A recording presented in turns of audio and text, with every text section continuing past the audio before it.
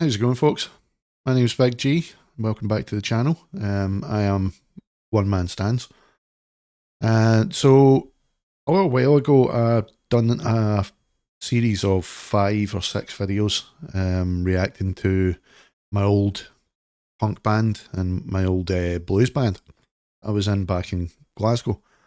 So that was the first reactions I had done on any channel since my days with Arkham Reactor, which is myself and my friend Levi.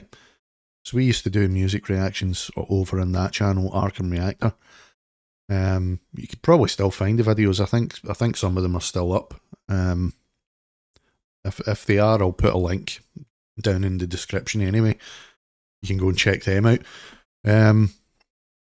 But I haven't done any reactions for a good while, and this will probably get taken down anyway because I know there's a lot of stuff going on right now with YouTube. And, well, not necessarily YouTube, but publication companies, record labels and whatnot, coming down really hard on reactors. So whether this stays up, I don't know, but if it does, anyway. So I am a massive Igorrr fan now, and thanks to my friend Jenny Sin, who done this lovely sticker that you can't actually see. There you go. And she's an artist over on Twitch, The Art of Sin. Go and follow her and subscribe. So anyway, she introduced me to this band. Since then, I have been hooked, massively hooked on this band. There isn't anything that they've done that I haven't liked. That's without a word of a lie.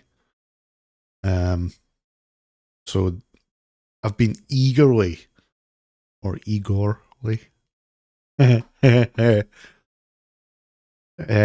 been eagerly awaiting this album since I heard that it was coming out. The album is Amen, or Amen, however you pronounce it. But yeah, so I've been waiting on this album with bated breath, especially after hearing the teaser singles that Igorrr released on YouTube. Watched every one of them, and I've been like, this just gets better and better and better. Not a bad track that they've released off of this album so far. So yeah, I have heard some of it, but what we're going to do today is we're going to just sit and listen to it. I'm going to talk. I will pause. I will pause. I won't talk over the top. I'll try. I'm a musician, so I should be able to hear when something, major is going to be happening, but it's Igorrr. You just don't know. Something could change just completely unexpected. So if it does, I'm sorry. If I pause at an inopportune moment, I apologise, but it's Igorrr. You can't anticipate with them. So yeah, this is Amen. This is the first track. I had a brief look at the album listing. I listened to a few tracks off of this already. Obviously the ones that were released on YouTube, but I think there was 1, possibly 2,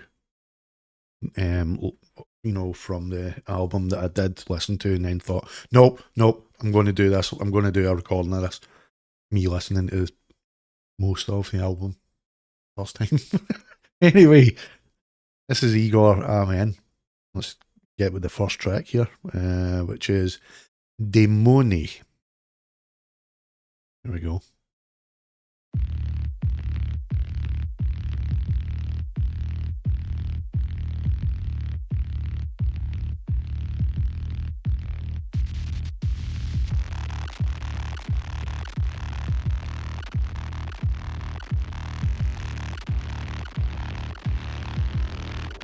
Like that slow fading, building.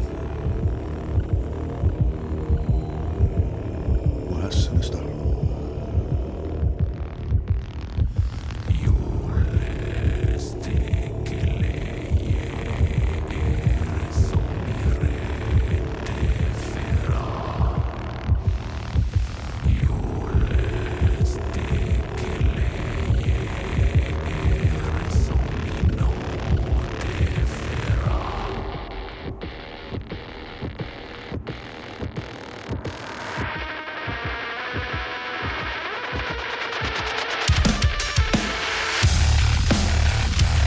It is. Oh.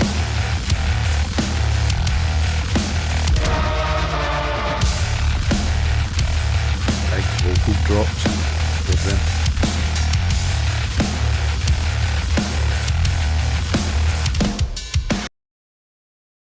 Stop there because I've got a funny feeling that's the verse vocals about to come in. I'll try and talk a bit slower. I'm getting excited. You probably didn't make out a word that I just said there. I have paused it there because I think the vocals are about to come in for the verse. There we go. Enunciate. I'm forgetting my customer service voice. So, yeah, that's already a sinister start. And I have noticed with at least one of the tracks, which was Infestis, that they seem to be, I mean, Igorr's always went dark at times, but I mean, this is like almost a kind of creepy, sinister. Especially on Infestis. Infestis was just, I don't know, it was intimidating almost, you know. So, and this is that beat just coming in there, that it's a good pounding beat, but it's also strong, you know, and it's right in your face. But yeah, that's a good start. And JB Labals, or Labelle, however you want to pronounce it. I think it's Labal or Labelle, however you pronounce it. I apologise, JB. But his vocals, obviously, vastly different from Laurent, and I don't mind that at all. I think this, to be fair, we can't compare the two styles because they are different, as I said, but JB he's more aggressive. Laurent was very pained. You know, I think he projected a lot from inside. JB's just, you know, he's just almost brash with the vocals, you know. It's just, I don't give a toss. You know, he's spitting venom almost, you know. The only thing that I don't know, but I think they are, the only thing that I haven't been able to tell, because even with Spotify, you don't get lyrics for the Igorrr albums, because there might be one or two. I think obviously the one that they done with George Corpse Grinder, and then massive Igorrr fan, and that name escapes me. What the hell was that song? Anyway, whatever it was, and I'm going to remember as soon as I hit stop recording. That's the annoying thing. Anywho, Harpang. There we go. So with that song, there was lyrics because that was in English, because George Corpse Grinder Fisher's not going to go and learn this whole created language. So obviously the lyrics were in English. Those lyrics are published, but because this is a language created for the purposes of Igorrr, which is all about symbolism, putting words that actually sound like their sounds, or how Gautier thinks that sound should sound. You following this? Anyway, it's words that he thinks he's created words for this language that he thinks better suit that concept, feeling, image, or sound, and reduced it to this, you know, language. So, but as to get to the point that I initially started making there, before taking a large tangent, as I usually do. I might be ADHD, I don't know. Anywho, I'm not sure if both JB and Mart are singing in this language. I can never remember the name of the language. And hardcore Igorrr fans right now, if they're watching this, are going, you should know that, claiming to be a big Igorrr fan. I've only been listening to them for about 3-4 years. Give me a break. I'm the new guy. Well, anyway, they might be singing in this language though, because it definitely isn't English and it definitely isn't French. I know that much. So we'll continue here with Daemoni. I think it's about to kick into the verse here.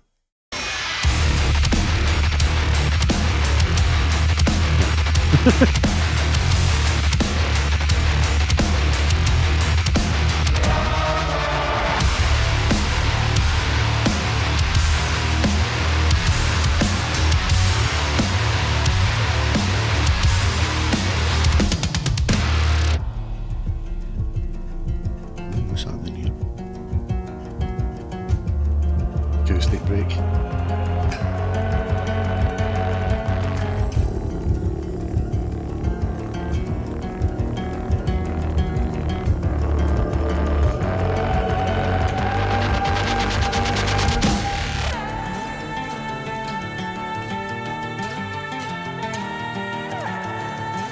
Ooh, shiver.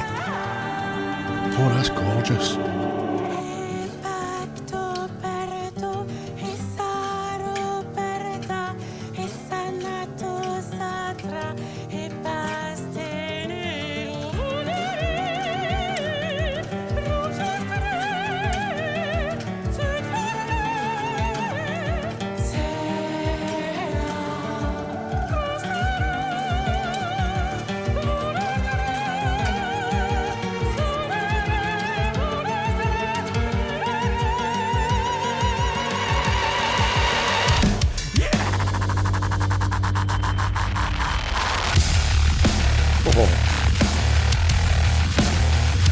So I think that's actually the first time we've properly heard Mart go very, very soft, you know, in her performance, in the vocal performance, because usually she's very, you know, she's projecting her voice, you know, quite a lot of the time. And it's the first time that I've heard her doing that sort of Middle Eastern folk traditional sound. That's the first I've heard her doing that. I mean, obviously she has to have done it live, you know, for the likes of Desert Downgrade Desert. No. Jesus, gee. Yes, that song. So she obviously has done it before, but this is the first time I've heard her doing it on, you know, recording. And then just breaks out into full on opera, which is one of the things I've noticed about her delivery is very, very operatic. This isn't a bad thing and this isn't a criticism, but she's very, very in the box with her opera.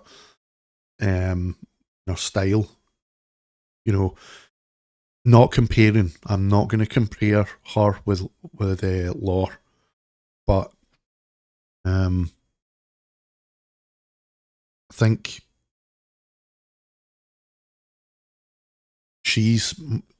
Mart is definitely more set.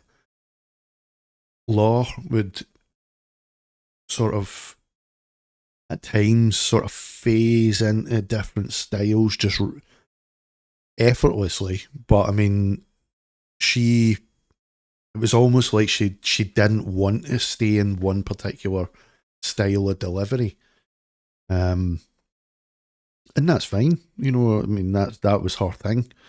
Mart is very different already because she's she seems to be more leaning into more the operatic side rather than delving into other styles. She probably does, you know, outside of Igorrr, she probably does do other styles, other genres, but opera seems to be, judging by how confident she is and how, you know, with her opera, I would say that is her bread and butter by the sounds of it. Anywho, continuing on here.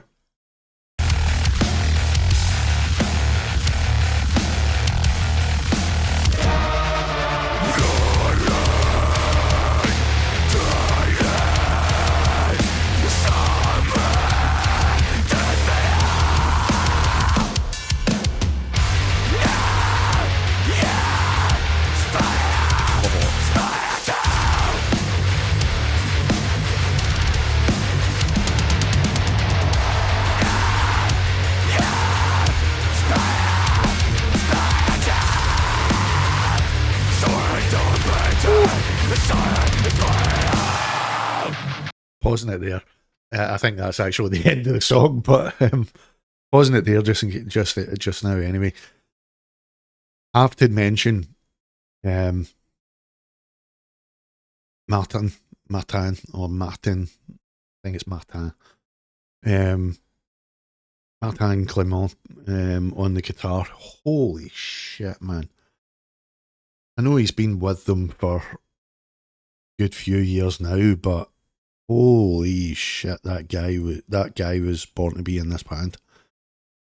Just the riffs that he and Gautier are pulling off, and especially there, that is pure dirt of the highest caliber. I think this is the first time is it the first time he's recorded with them?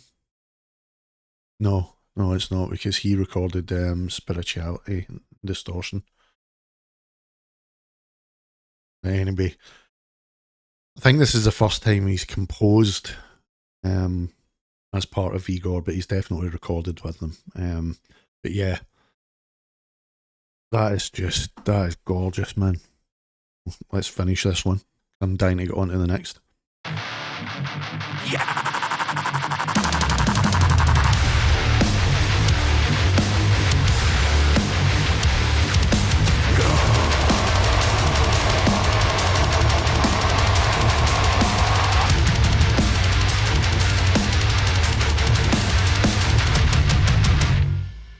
Oh.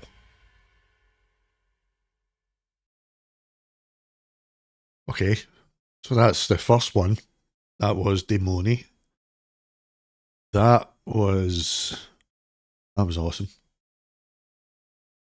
That is how you start an album. That's a strong start. Bold, sinister at the beginning, and then just builds into just, yeah, I like that. So let's get on to the next one. Okay, on to the next one. This is Headbutt. This is one of the singles that they released from this album, so I have heard it. This one does come with a video. So, not sure if they're going to be doing videos for any of the others. They're releasing any more off of this album. Really not sure, but this is one of the videos anyway, so let's just get into that. À la fin d'Headbutt, il y a une note. D'accord. Et donc il faut que je la tape avec une pelleteuse. Ok. Non, mais ça va le faire. Hein.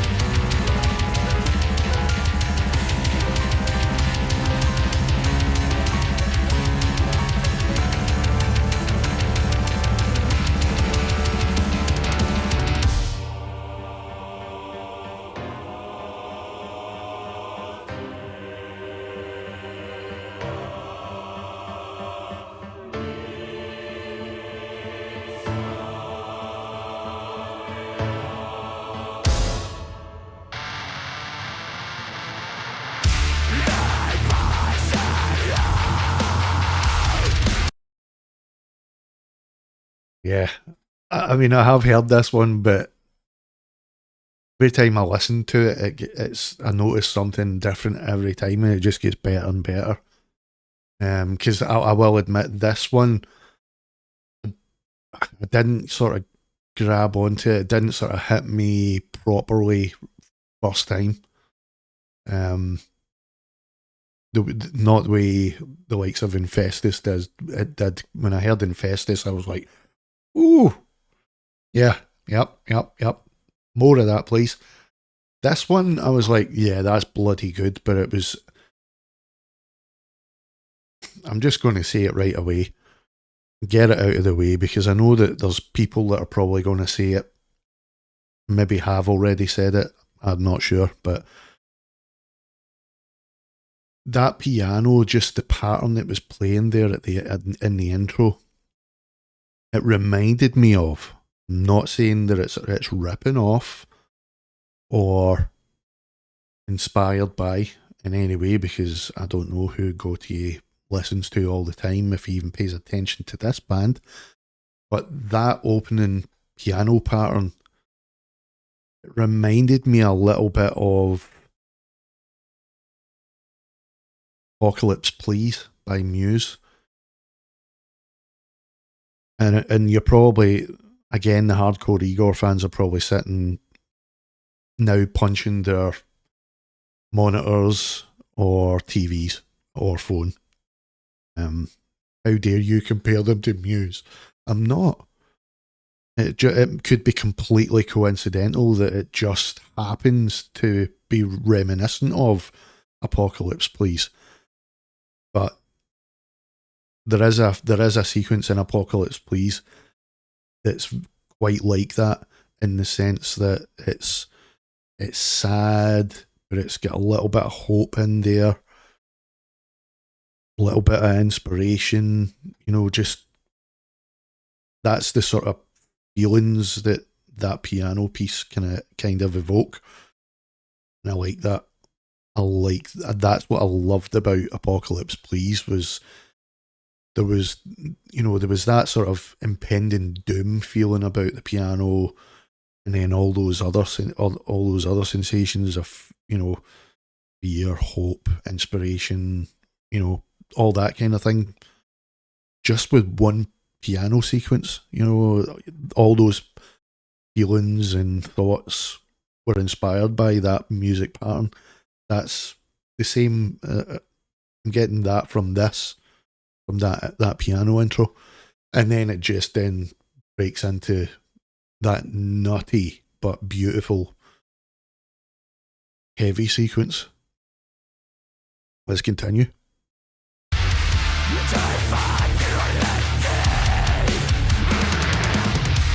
Thankfully you're on shreds. If you don't follow him on Twitch, go follow him.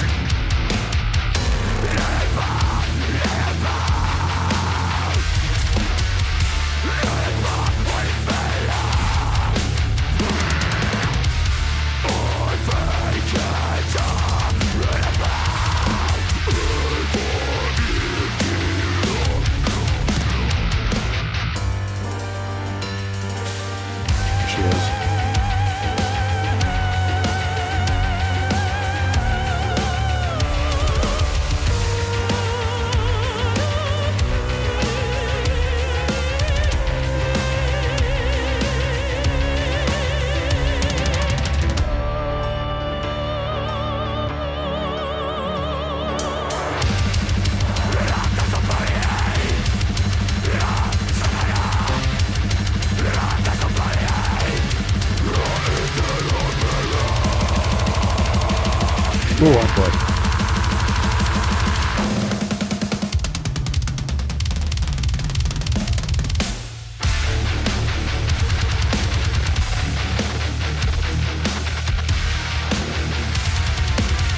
Wow.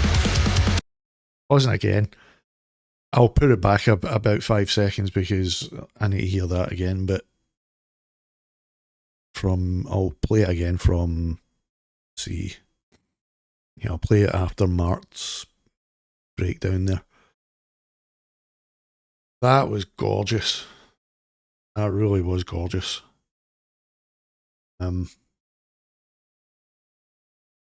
Just having that big contrast, you know, the really brutal, heavy. You know, you heard the blast beat there. It was just an all-out onslaught, and JB's vocals just again spitting venom. It's such a beautiful contrast, and I know that that's the way Gautier wrote, and the other members, because the other members did, you know, write with him as well on the other albums. But he seems to be really leaning into the contrast between JB and Mart's different vocal styles. You know, it's almost like the angel and the devil on the shoulders, you know, like Mart's the angel there, and there's JB, you know, the good and evil. It's the light and dark, you know, very, very contrasting styles. So I'm loving that. I'm absolutely loving it. Back in.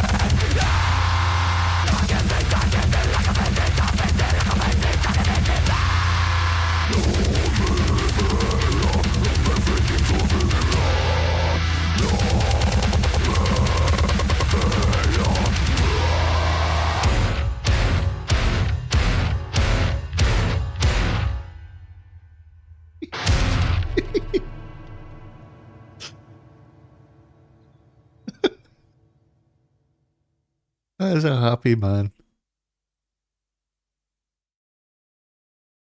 Yeah. So that was Headbutt. That was a lot of fun. As I said, that's one that just every time I hear it, it gets better and better and better. But I mean, that's only the second track, but this is strong already. Let's just get on to the next one. No messing. Okay, so the next track is Limbo. This is track number 3. Let's just get straight into it, and we're not gonna mess. I'm not gonna mess. If you play it from the beginning, that usually helps. So here, anyway.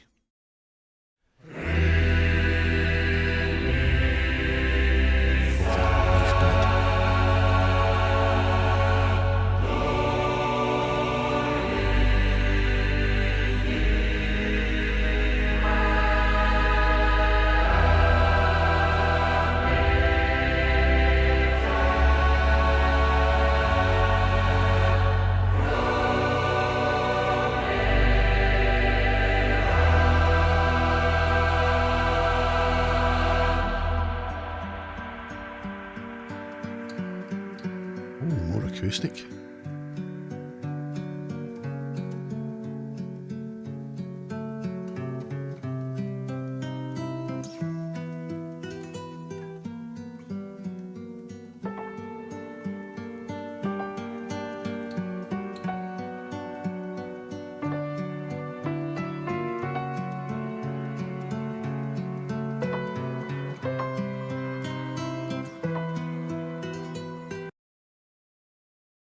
Haunting, very, very haunting. Beautiful acoustic. I mean, that's again. This is just demonstration of Gautier's just incredible compositional talent. You know, he's able to just, I mean, he's synesthesic, so I don't know how his synesthesia works if he sees sound. But it is, I mean, just listen, whenever I listen to Igorrr, it is almost like he sees the sound, and when he's writing, it's almost like he's a painter painting an image in his head. This is Gautier painting sound, you know, when he's writing. It's just gorgeous. But the production, I've noticed whenever acoustics are used in Igorr's productions, the acoustics are just so gorgeous. Really, really well recorded and well mixed. Very rounded, but at the same time, they sharp when they need to be sharp. They are full of low end tone when it needs to have that low end tone, but just everything is just beautiful sounding. And then you've got that really, I turned that off. And then you've got that piano coming in there, which was really creepy actually, but quite haunting. Just gonna go back here a little bit just to hear that again.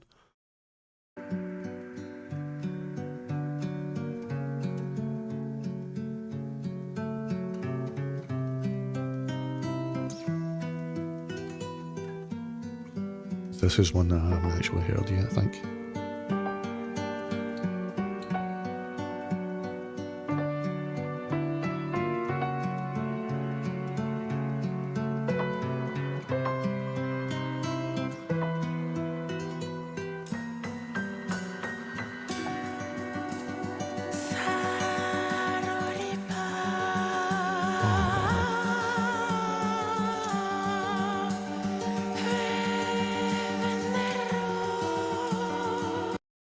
Listen to the breath.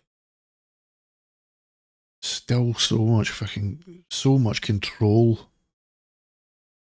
And just staying on that note, just holding it, a bit breathy at the same time. It's beautiful.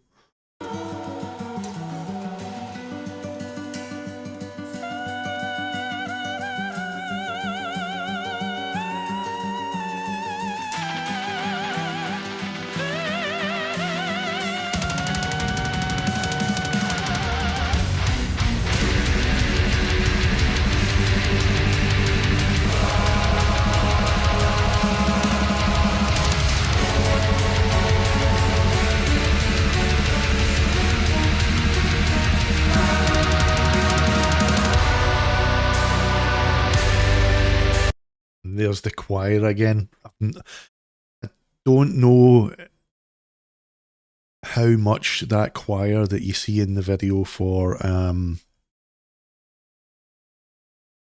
they were in the video for Headbutt, obviously, but Gautier recorded a choir. I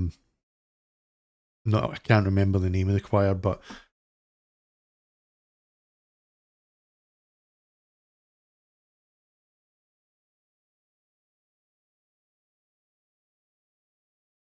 I'm not sure how much they appear on this album, but I know if I had access to a choir,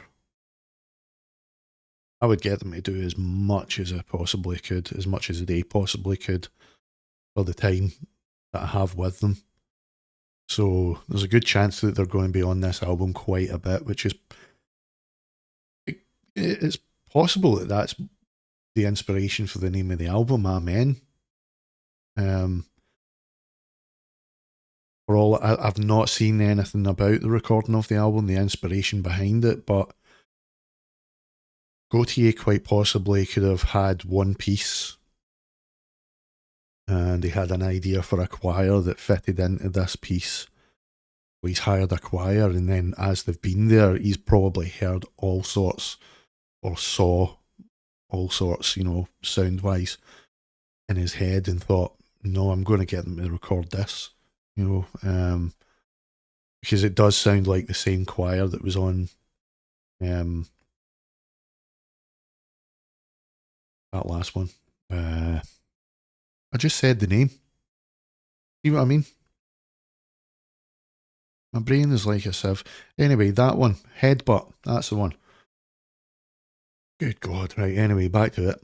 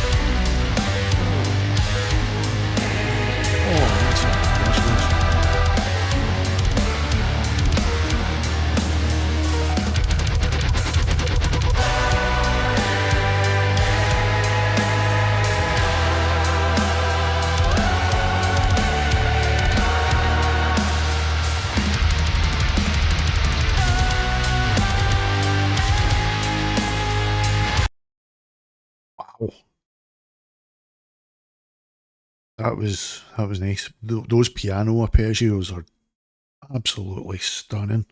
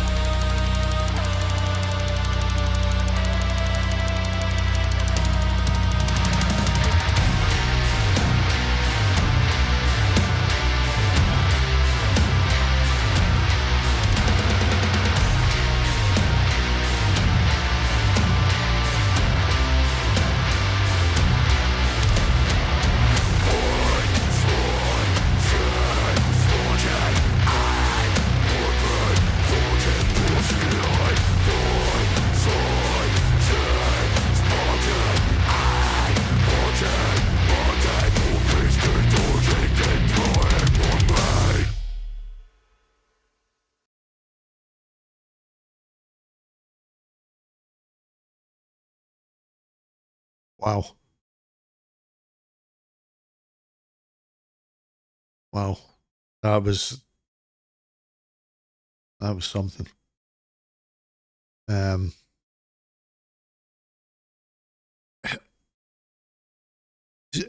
don't know if it's just me, but I mean, this is quite different. Quite a bit different to even the overall sound. It's quite different. It's still got elements that are, you know, that typical Igorrr sound. You know, so the bass sounds I've noticed are very, very Igorrr. Some of the guitar sounds, though, the guitar tones are very different. Well, not very different, but different enough for me to notice. And again, not a bad thing, because it's, I mean, you need different tones to work for different moods. If you're trying to make something, you're trying to convey a message or a feeling. You could, like, if I was to give a professional guitarist a guitar, an amp, and a whole load of pedals, and say to them, play me something really nice and sweet, chances are they're going to have it clean. Play something really dark and you know, evil sounding. On goes the distortion, cranks everything to 10 or 11. You know, so, and the same way as you're trying to get those two different moods. There's different tones that will work that will be more suited for different moods as well. You know, some tones are a bit more subdued if you want it to sound a wee bit softer. You want it just in your face, just go full on chainsaw, but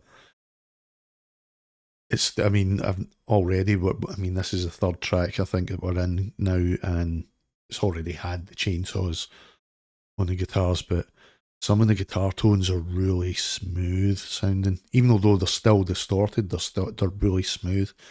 There was a section in there, it was the dun dun dun dun. It was heavy enough, but it also had a sort of quite a smooth tone to it. You know, it stuck out, and it was different enough for me to notice that. Anyway, let's just get into the next one, shall we? Okay, so the next one, Blastbeat Falafel. Well, I don't like falafel. And this is another one that was previously released, so I've heard this one already. Really fun track. Sort of in the same vein as Camel Dance Floor, I would say.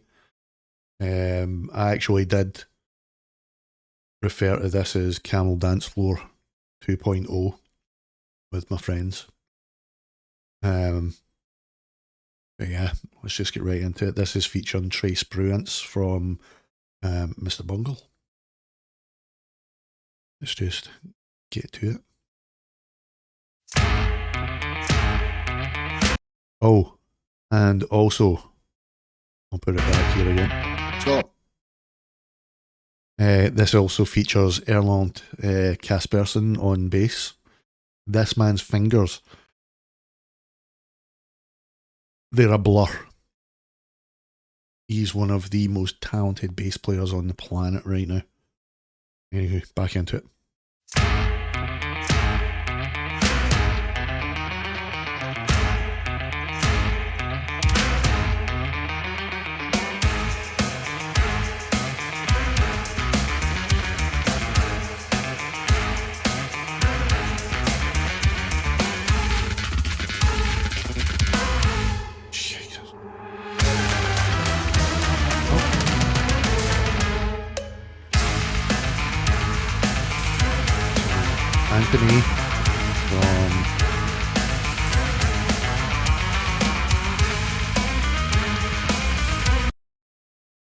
Anthony from go to his other band, Corpomente. You just saw him on the tambourine, and this guy here, I can never remember his name. This guy was on Himalayan Massive Ritual, and one of the most beautiful bits of violin in that track as well. So, you know, you just know that he's going to be good in this as well. So, anyway.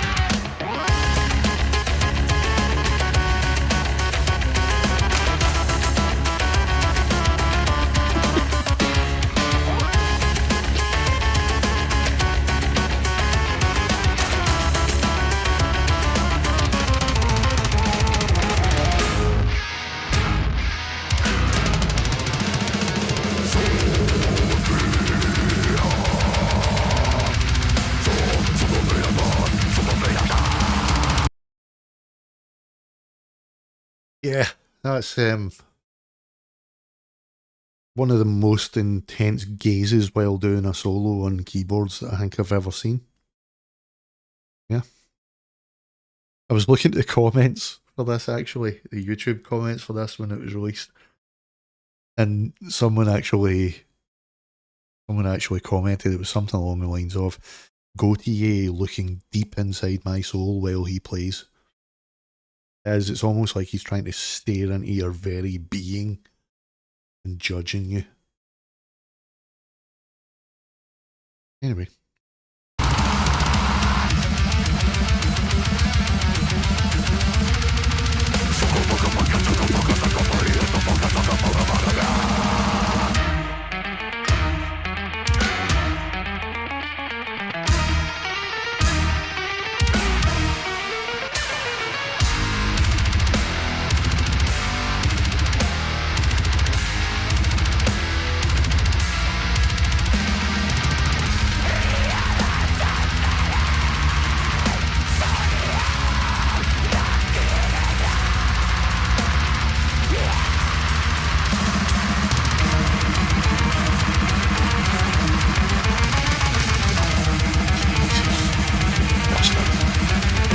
There.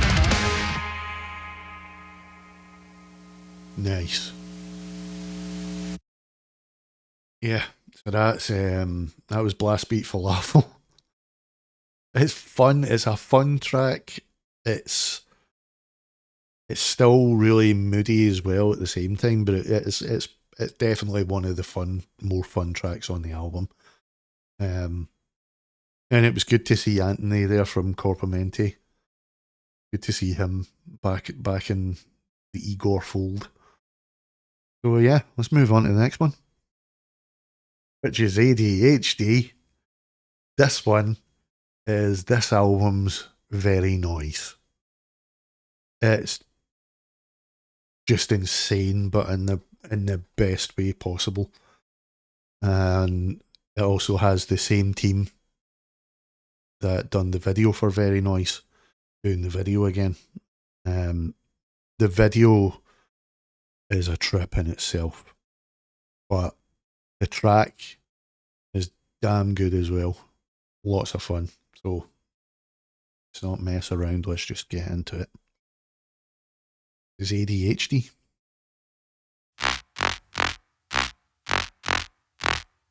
And see if you can find the beat before it kicks in. This is one of the ones that was previously released, by the way.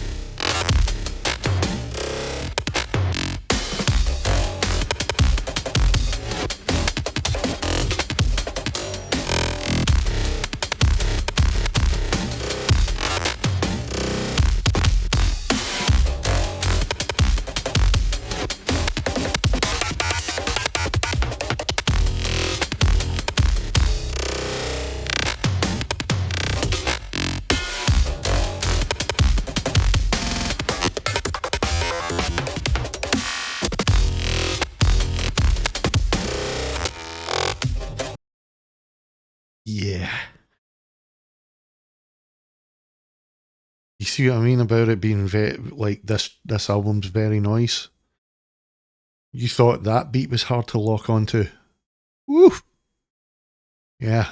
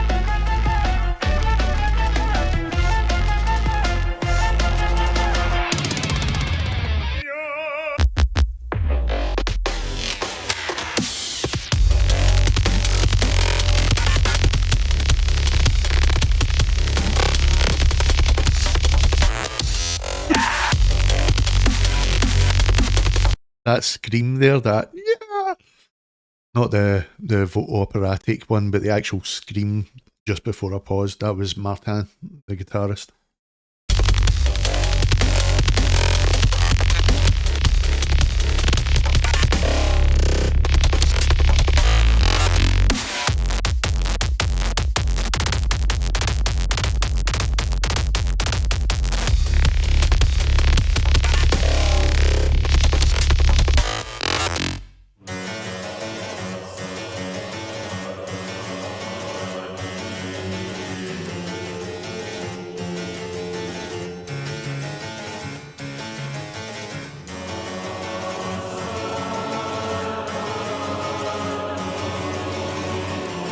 The choir again.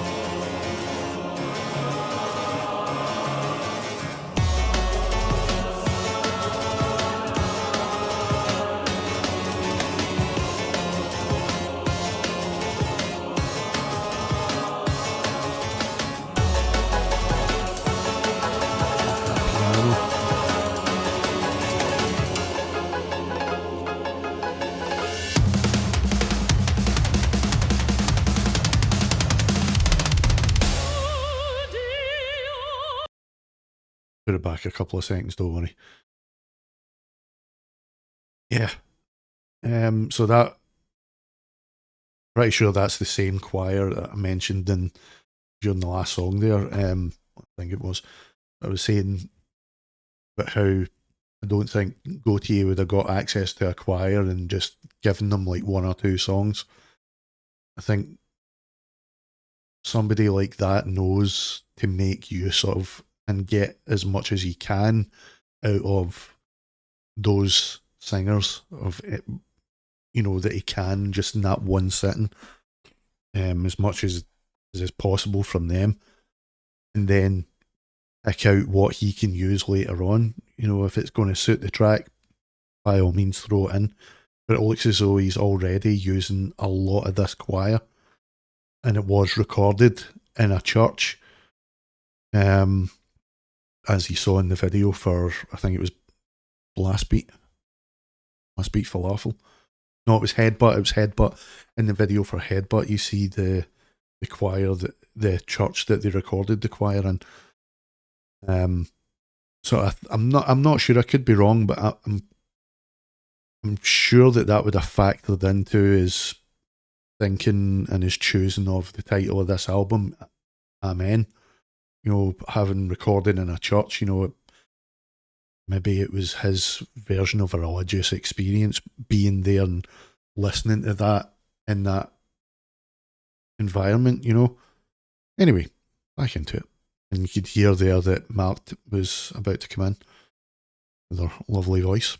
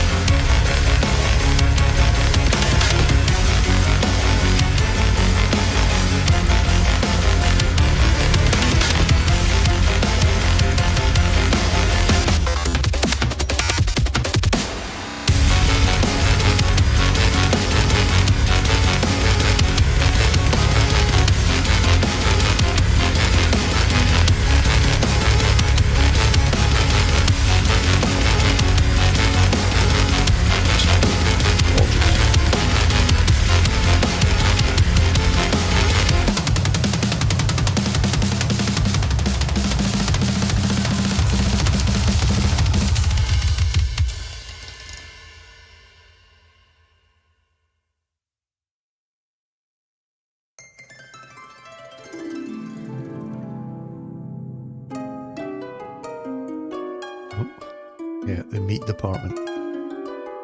Same as so they done the video for Very Noise as well. The psychiatrist in that video there, if you know the name of this guy, let me know. I know that's an AI creation, but whether I'm not sure if they picked the face of maybe an actor or whatever, but to me it looks like the guy that played the teacher in Ferris Bueller's Day Off, the one that's doing the roll call in the morning. You know, Fry, Bueller, that one. That's who it reminds me of anyway. Answers in the comments below if you know who that actor is. By which time I will have Googled it and let you know if you're correct. On to the next one. Okay. This is the next one. Which is called 2020. And yeah, just buckle yourself in, buckle up, because this one's only 12 seconds long. I don't know what to expect here. Let's just get into it. 2020. That was a bad year, if you can remember, so I'm expecting this to be angst. Let's see if I'm right.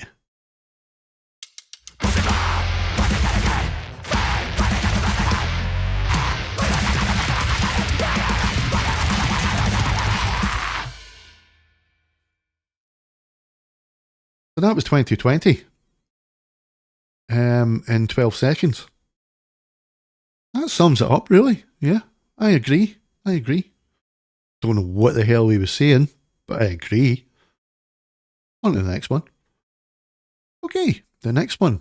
Mustard mucus. Ew. That would burn. Yeah. So this one features Scott Ian, my favourite band of all time.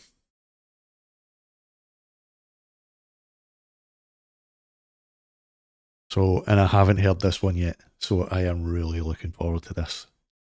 I knew this one when I saw the track listing and I saw who was featured in the album. I was like, oh shit, yeah. Gautier, you have just surprised me yet again in the best way. I mean, Trace Bruance is with Bungle. Scott Ian's with Bungle. So I don't know if that's how, you know, maybe Gautier was like, here, can you hook me up with Scott? And Scott's like, shit, why don't I just bring the rest of the guys with me as well, you know, from Anthrax? Or if Igorrr, Gautier, rather, and the rest of Igorrr are actual Anthrax fans. Who knows? How could you not be? Anyway. This is Mustard Mucus.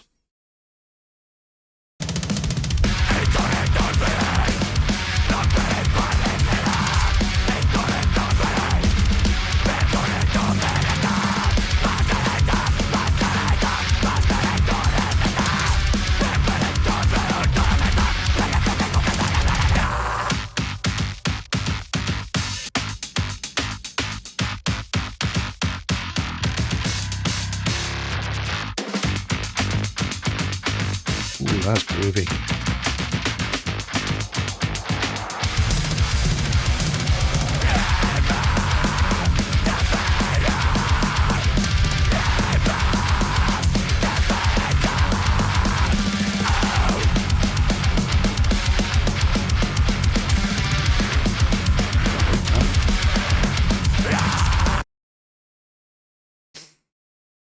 Now, is it just the rest of the guys in Anthrax, but not Joey?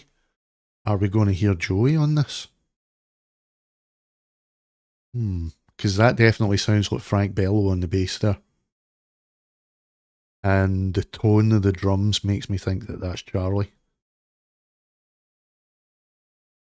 Anyway, let's just keep going.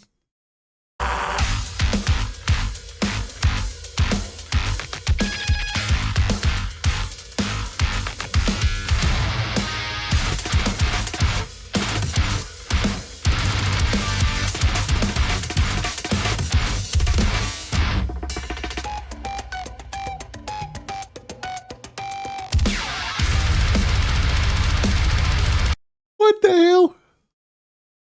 recorder. I forgot I'd actually listened to the first couple of minutes of this track. I completely forgot. I was listening to the beginning of this with my friends, and I heard the recorder, and I was like, "What the hell?" It's almost impossible to make the recorder sound nice. And I swear that he was deliberately playing that badly there. Comedy value. If not, I apologise. That was played beautifully. I need to hear that again.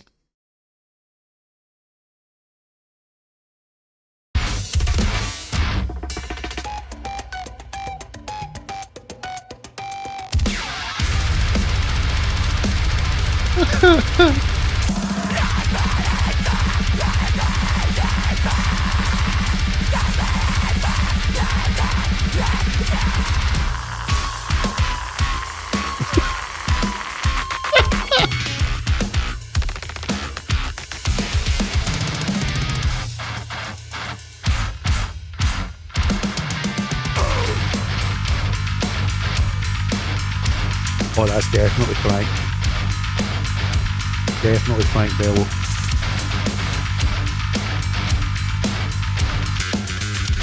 Yep.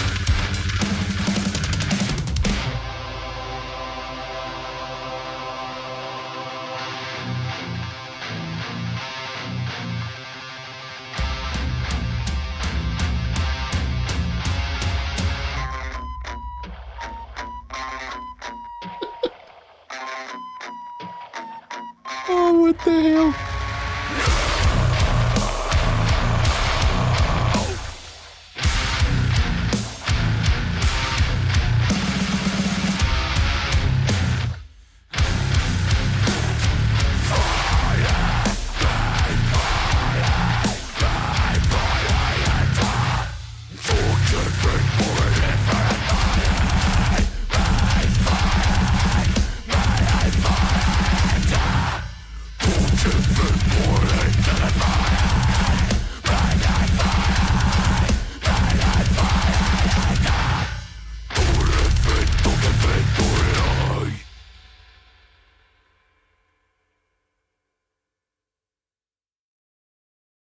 Wow. That was fun. That was fun. And it was groovy as well. It had such a groove going. And you could definitely tell Scott Ian was in that. Just, he has a very distinct chug tone. And that was 97% certain that was Frank Bello on bass, and 80% sure that was Charlie Benanti on the drums as well. But that recorder, holy shit, that was genius. It was funny as hell. And yeah, I think that was definitely put there for comedy value. 100% that was for comedy. Brilliant. Okay, on to the next one, because this is fun. This is really fun. Still not a bad track. Not one. Next one. Which just happens to be quite possibly one of my absolute favourite Igorrr tracks now. Infestis. This, I'll say it now, Himalayan Massive Ritual is my all-time favourite Igorrr track, which for a long time it was Downgrade Desert was my favourite, but Himalayan Massive took over. This is either on par with Himalaya Massive Ritual or it's on par with Downgrade, but it's definitely one of my all-time favourite Igorrr tracks. As soon as I heard it, I was like, oh yes, 100% yes, there's not a bad thing about this track, not one bit. So yeah, just getting right into it. And obviously I've been talking about it, I have already heard it, so this is one of the ones that was previously released.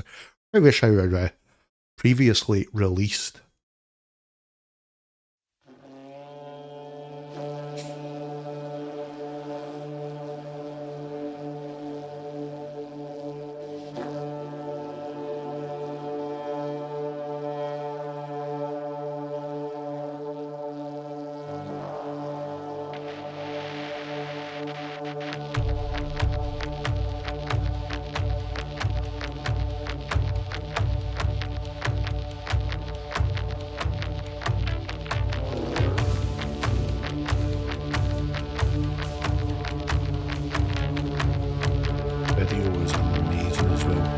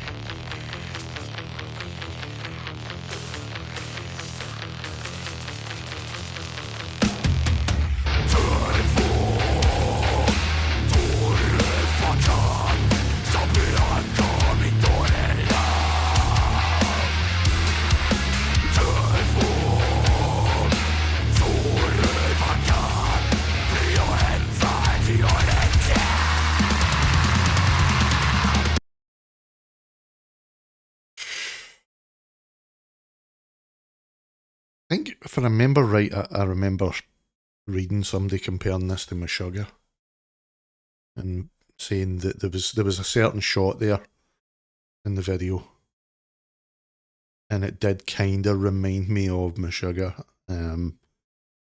Name of the album cover escapes me.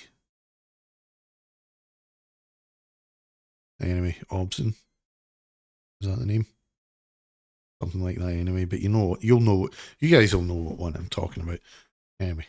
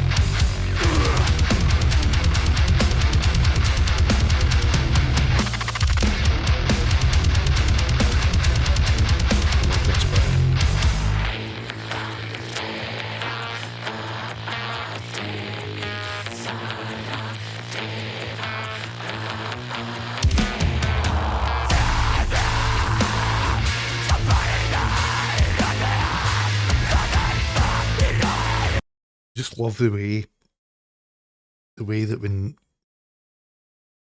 again, I don't know if it's 100% Gautier that wrote this one, but I'll just say when Igorrr writes, I love how they play with different beats, and it can be within one bar of of the whole track. He'll have, two different beats, sometimes three different beats going on, but it all works, and he's constantly changing the beat, but it's not just for the sake of it. It works, it tells a part of the whole story, and I love that about how he writes.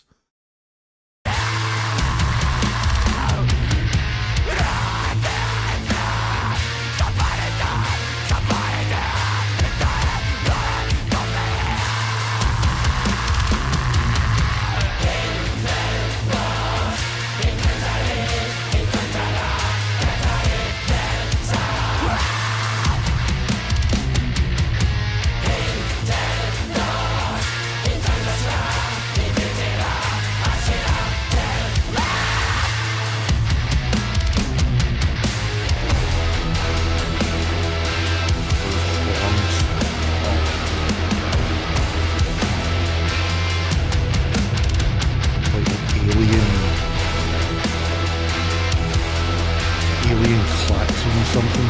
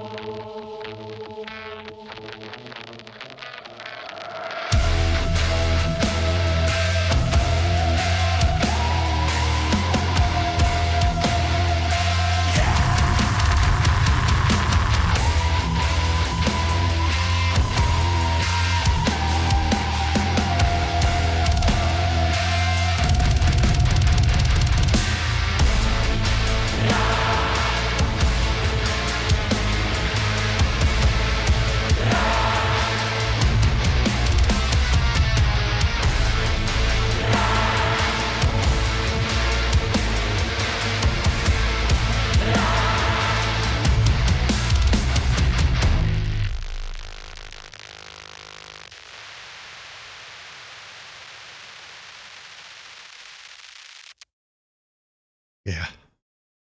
What a track, man. What a track. That was the track that as soon as I heard that, I knew this album was going to be good. I knew it was going to be good. Yeah. Strong album already. Let's go on to the next. Not wasting any time. Okay, so the next one is called Ancient Sun. This is another one that hasn't been previously released. So let's just get right into it.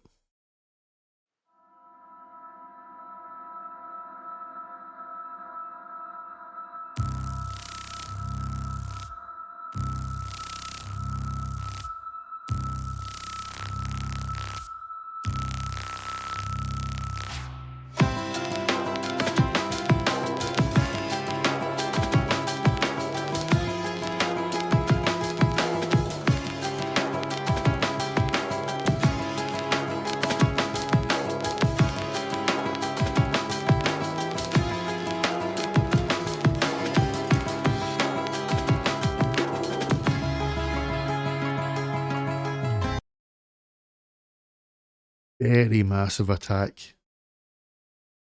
Very massive attack. And I'm a huge Massive Attack fan. So that, you know, I know that sounds very Massive Attack. And it's not even the type of drums that Gautier and Igorrr would usually use. He maybe has used something similar, but I mean, as the sort of main focus, at least for now, the main focus of the track, it's very subdued, very laid back. Because normally their drums are very intense, very pounding, almost punishing sort of tone and feel. And that's very laid back. And I'm all here for it. Back in.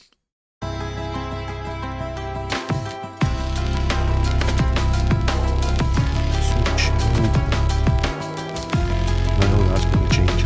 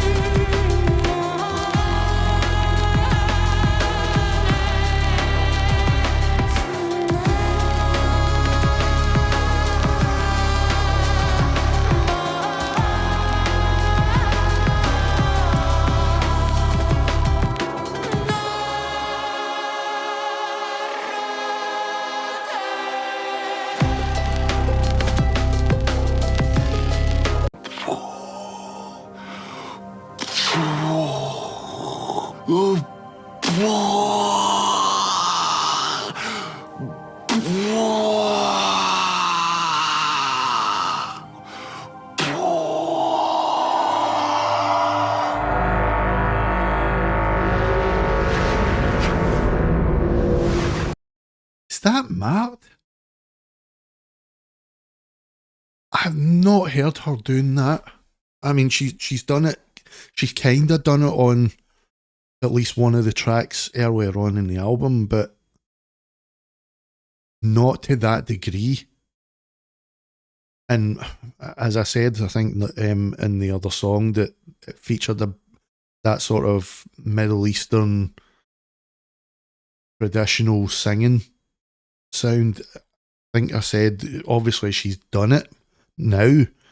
Whether she used to do it before joining Igorrr, I'm not sure, but obviously she has done it before recording this album because she's been out on tour with the guys. So she's had to have done the likes of Downgrade Desert, possibly Himalaya Massive Ritual. So, but this is the first time I've heard her doing it recorded properly. Actually, it's the first time I've heard her doing it properly, full stop. Because in the other track, it was just in the background, and it was only for like a second or so. Oh, that was gorgeous. Hearing her do that, it's keeping that. One of the things that I love about Igorrr is that style of vocal. He doesn't do it, saying he, they, because it used to be just Goatee. I say he a lot, but they never overuse that vocal style. Like a lot of their tracks, they never overuse one element. It has its time and it has its place, which is why when you hear it, it does grab you because it just suits that moment so well, and it's like part of the whole experience of that moment. You're like, wow. Like the first time you hear Himalaya Massive Ritual, when it breaks down and it's just Lore doing that solo vocal in the middle, and it's just like, wow. It's like almost like a religious experience. It's like you're having a transcendental moment, man. Anyway, beautiful.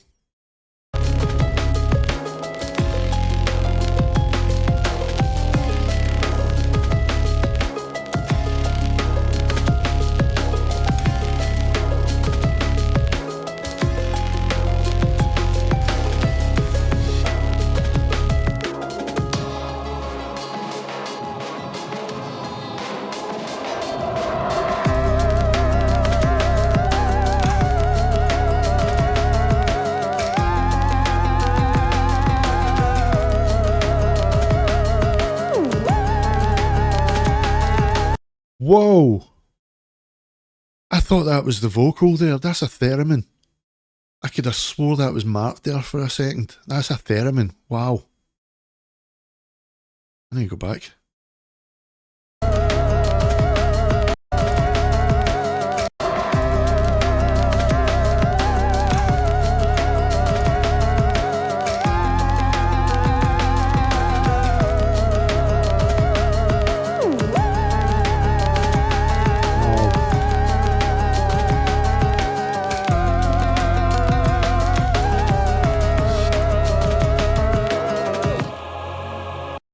You see what I mean? That's not an instrument I don't think that I can remember them ever having used on any of the albums. Again, maybe they have, but it's just been, again, not the main focus. It's been a sort of layer, a sort of elemental layer where it's part of the overall sound and just sort of blends in. So that's maybe why I haven't noticed it before, but certainly is like a sort of in the foreground. Theremin is something I haven't heard them using before, and that again is like something he's not overused, because it's the first time I remember hearing it, but it just works so damn well. Because I honestly thought that was a vocal there, so in my brain I'm thinking, that's a beautiful vocal tone there. And then there was just that last note where I was like, whoa, that's a theremin. Holy shit. Works.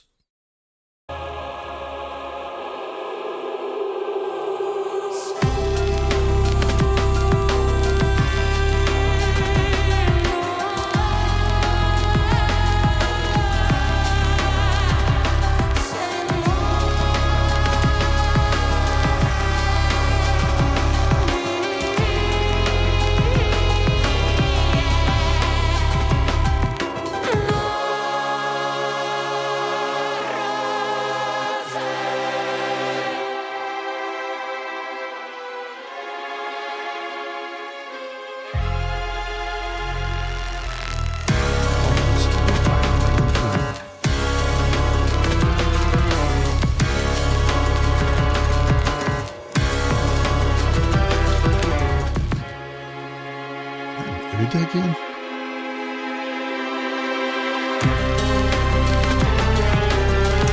Oh, wow.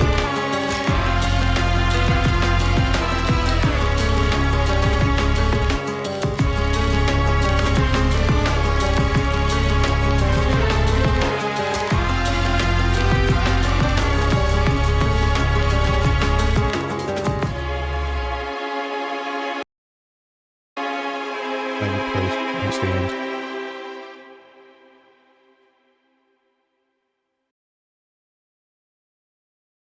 I was about to stop and comment there, but I just saw it was the end.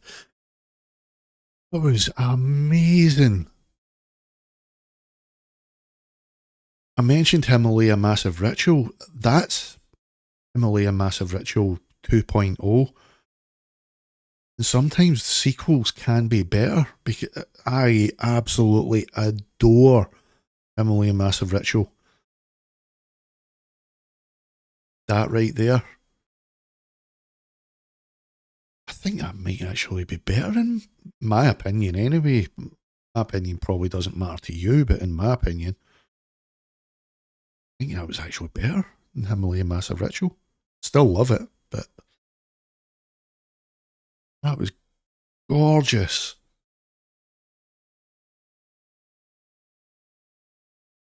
And I'm just looking here. Yep. Niels Shavir was the acoustic. And no mention of a guest vocalist on that one. So that seems to be Marked, that's doing the sort of Middle Eastern singing there. Oh. Wow. Okay. I think that's my favourite so far. And quite possibly, after another listen or two, this might actually become my favourite Igorrr track of all time. That was just absolutely gorgeous. Let's go on to the next one. No messing around. Okay. Next one. Pure disproportionate black and white nihilism. What? Don't think this is going to be a ballad or a lullaby, folks. With a title like that, I think this is going to be a heavy one. Of course, knowing Igorrr, that title might be it might be misleading. Let's find out. Pure disproportionate black and white nihilism, folks.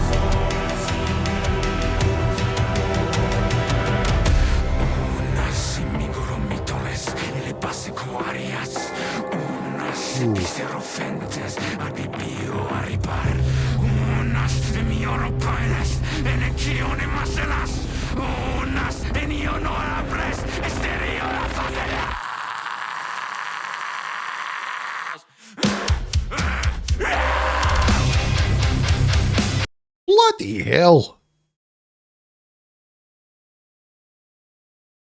Do you know, for a minute there I thought that was a guest vocalist. That's JB. Good God, that was evil. I need to hear that again.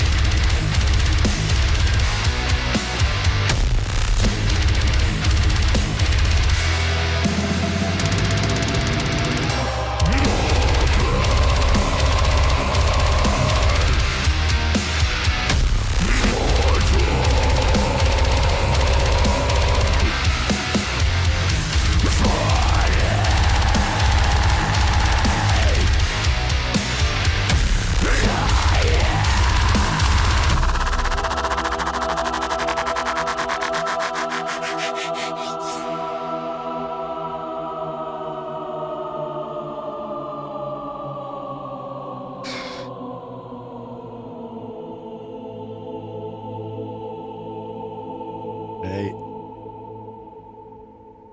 That was gorgeous. Choir at the end there, just holding the chord and just lowering that whole pitch all at the same time. That was bloody good. That was intense. That was intense, that one. Not in a bad way, but it was that was good. Damn good. I think we've only got one more track left, folks. One more. Still not a bad track. Still not even one filler track. Even that 12-second track, that is not a filler. That is still a pivotal track. Because it's called 2020. That was 2020 in an emotion, you know. Okay, last track coming up. Okay, not the last track. Second last track.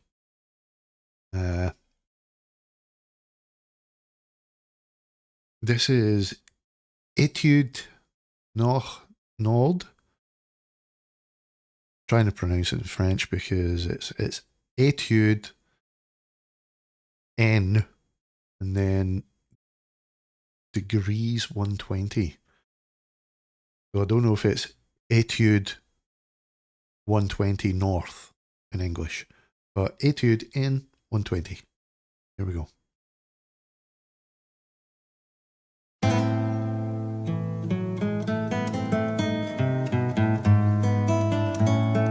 That's got to be Neil Chevere.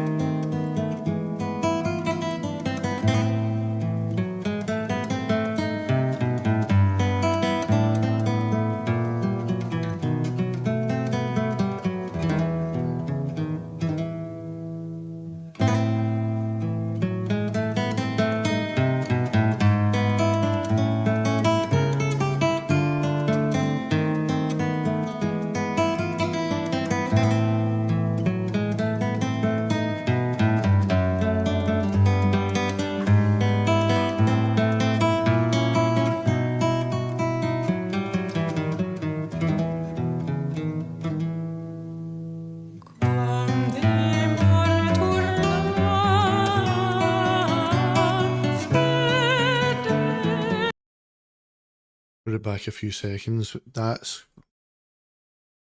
I'll check it, but I'm already certain that's Neil's.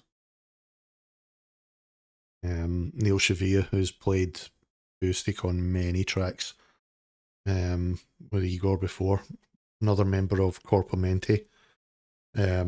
Incredible guitarist, both classical and electric. He's just, what a skilled player.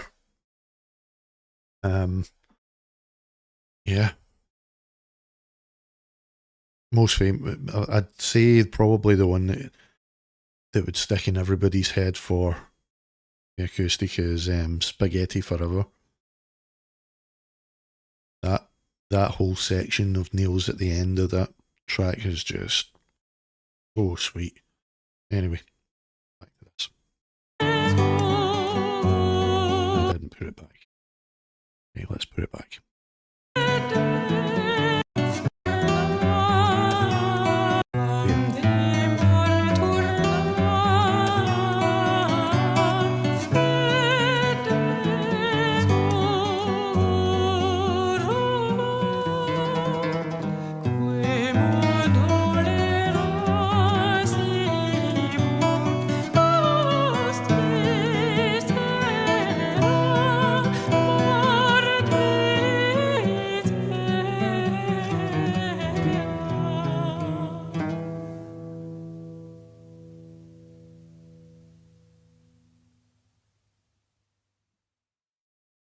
Okay.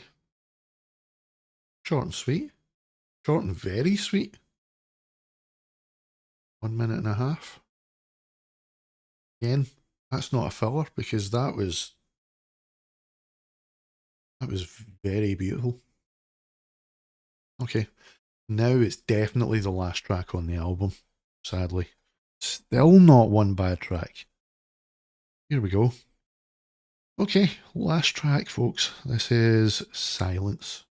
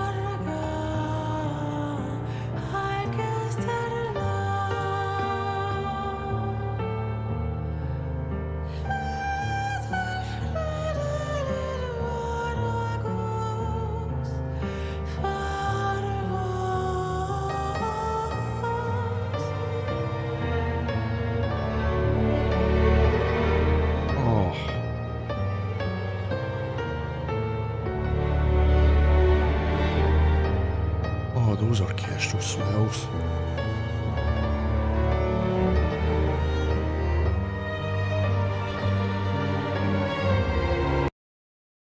Wow. That caught me off guard. That totally caught me off guard there. That was gorgeous. And Mark's voice in this is so fucking incredible as well. She's very breathy sounding again in this one. And on the other tracks that I'd heard of her, the ones that I had heard her doing live, she's very almost regimental with her operatic delivery.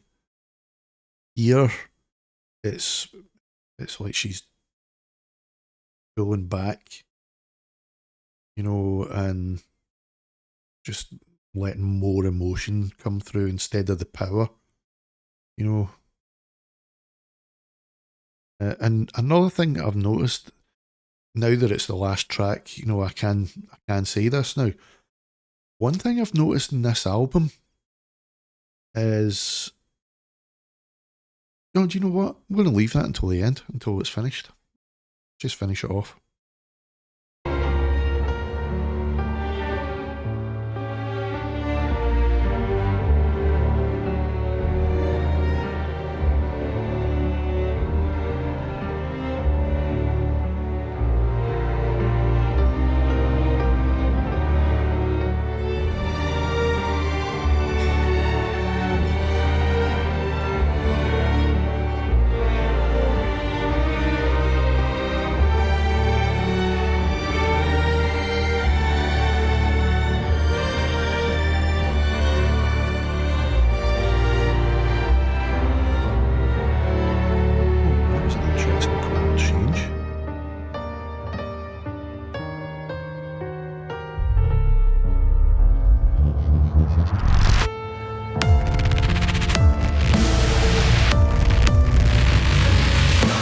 Okay.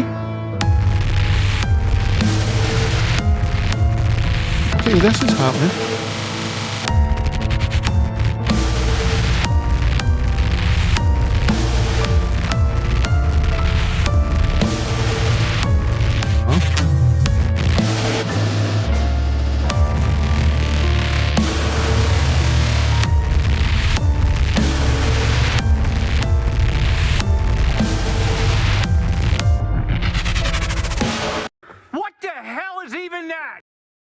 Okay, that caught me off guard as well.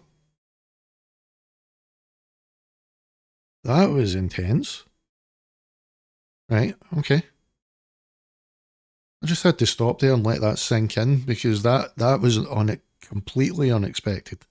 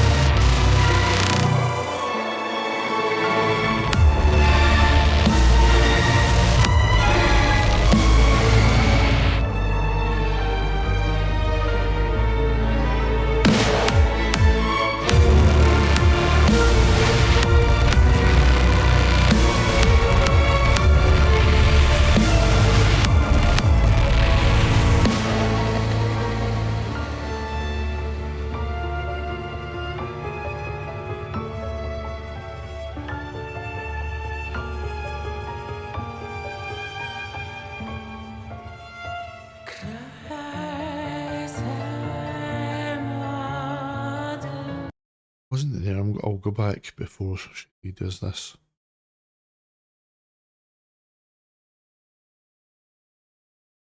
Okay, if there's any Hollywood producers that just happen to stumble across this video, hire Gautier Serre, or better still, hire Igorrr for your next soundtrack, because just listen to that orchestral arrangement alone and then listen to the mix and then listen to what they're actually playing. These guys actually wrote that. This is a metal stroke prog metal band, stroke experimental, stroke avant-garde. 8 subgenres. Hire him. These guys are geniuses.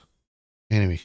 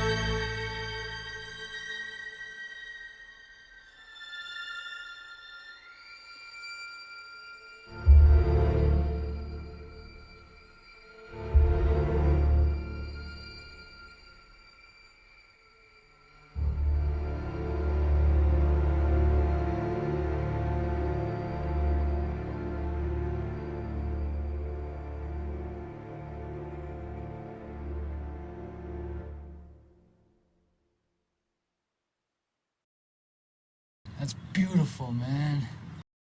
Holy shit, man. That's how you end an album. Wow. What an album, man. What an album. Sorry, itch. It did move me, just not that much. But it did move me. That's incredible. The production in this band's albums just gets better and better and better every time. One of the things that I love about them is that there's nobody else like them that sounds remotely like these guys. No one. They might have bits. There might be other bands that have bits in their tracks that remind you of them, but Igorrr just has their own sound, completely their own sound, and their own approach. And they're untouchable, if you ask me. And I knew this album was going to be good, but honestly was not expecting it to be start to finish, just every track. You know, it matters. And when I say it matters, I mean every track is part of a whole. And I know Gautier and the rest of Igorrr have done. Pretty much every album has been a concept of some sort from start to finish. But there's been one or two tracks on maybe a couple of albums that, although are incredible and so well played, you know, they're not ones that you would maybe keep going back to again and again. The likes of like Downgrade, Camel Dance Floor, Spaghetti Forever, You know what I mean? Like, those ones you'll keep going back to because those were the ones that maybe going into the recording process, there's been more focus on those tracks. More's went into the making of. Doesn't make it the other tracks any less than the others, but when you listen to the album as a whole, it's not that you could take any of the tracks out and the album would be the same and unaffected. They still are an integral part of the album, but as a listener, you maybe would skip maybe just one, maybe two tracks on an album. You know, again, doesn't mean they're bad. It's just that you can't wait to get to that track that you know, that your favourite track. You can't wait to get to your favourite tracks. This album, this is one experience. This is just one big picture, and every track is a vital part of that whole picture. There's not one bit of this that you can take out. Even that 12-second track, 2020, that still matters because it is part of the story of this album. It's one whole big trip. And although there are different approaches, even genres, tempos, and even different instrumental sounds that are introduced here and there that stick out, they still sit in one part of a larger story. And the thing that I was going to say earlier on that I decided to leave until the end after listening is I've noticed with this album is a lot more organic than any of the other albums. A lot more organic. And what I mean by organic is the choice of instruments is, I mean, there are a lot of surprise instruments, like I said earlier, the flute, that was a surprise. Silly, yeah, maybe. Comedic, yeah, maybe. Still works. Still vital. The surf guitar and, you know, the sort of Middle Eastern sounding lute instruments, not on the whole album, but part of the story. But I mean, there are, although they have those heavy sort of electronic elements in the album, it's not even that they're subdued, it's just they're used a lot more contextually now, not as the main focus, which doesn't bother me if that's if that's the main focus is the electronic sound. Brilliant, because I love electronic music. I'm not going to complain about that at all, and I'm not complaining about the electronic element not being the main focus in these songs. What I'm loving about this album already is that they are used as a storytelling device. It's all part of it. Still forgot to turn that off my phone.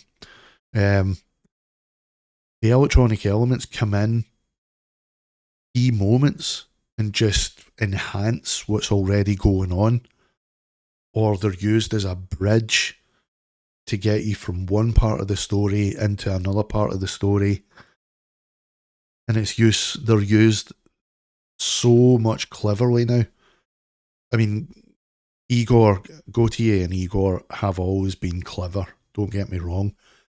Here, this is masterful skill with the use of all of these elements, how to get from A to B, tell the story that's in the composer's mind, How do you do that? You write some musical notes. It's not as easy as that. You need other things like rhythmic sections to emphasize a certain part of a song. Maybe a change of instruments to emphasize another part. Maybe completely change the key and tempo and just do something completely out of left field. But the use of the electronic here in this album is a lot more pulled back, and it's not to its detriment. It's not like the album suffers as a result of pulling back that electronic element. It's not reducing Igorr's sound in any way. That Igorrr sound is still from start to finish. It's just it's getting more and more refined now. You still can't predict. You still can't predict what's about to happen. But this whole album seems like he had, and whether he sat down and I'm saying he again, whether they sat down intentionally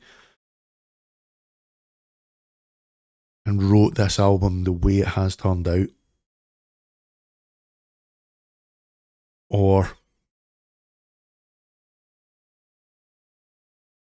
the pulling back of certain elements has been in post when they've went back and listened to parts and went, that needs an emotional change, or that needs, you need to get the listener into this frame of mind. That's too intense there. You want to keep them out. You want to make them feel uneasy because they don't know what's coming next, so pull everything back. Okay, I want to give the listener real senses of foreboding and,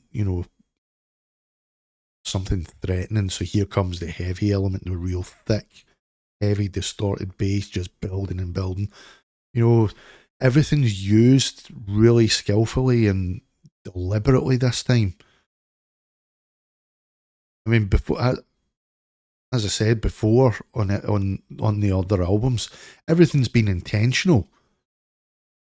Don't get me wrong, it's been intentional, the use of every instrument and how it's been played, but this is even more skillfully used. It's an even more skillful use of those elements and those instruments and moods of those instruments. But yeah, Spirituality and Distortion was my favourite album. This might be overtaking it. This could be overtaking it.